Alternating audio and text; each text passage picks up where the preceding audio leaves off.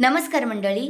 हळद रुसली आणि कुंकू हसलं या मालिकेच्या आजच्या पुढील भागात आपल्याला असं पाहायला मिळालं. आता अनुसयाबाई बाळजाबाईंवर आरोप करत असतात, म्हणत असतात ह्या बाळजाबाईंच्या इथे हे जे काही दागिने आहेत ना, ते सगळे माझे दागिने आहेत आणि ह्यांनी ते इथे चोरून आणलेत.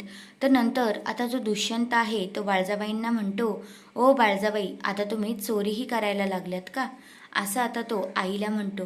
कृष्णा म्हणते, अनुसया आई, तुम्ही सिद्ध करू शकता का हे खरंच बाळजाबाईंनी असं केलं आहे ते. तर मग अनुसया म्हणते, हो मग.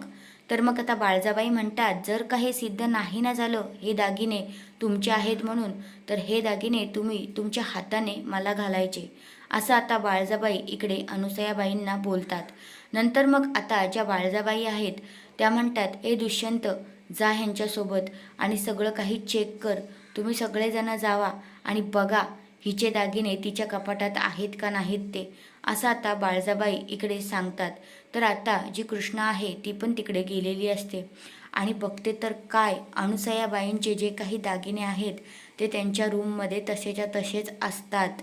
मग नंतर आता अनुसयाला आपला दुष्यंत म्हणतो, अहो मोठी आई, तुमच्याकडं तर ऑलरेडी तुमचे दागिने आहेत, तुम्ही नीट चेक केलं नव्हतं का. कारण आता इथे अनुसयाबाई तोंडावर पडलेल्या असतात. नंतर आता त्या दागिने घेऊन येतात. मग बाळजाबाई म्हणतात की मला आता दागिने घाल.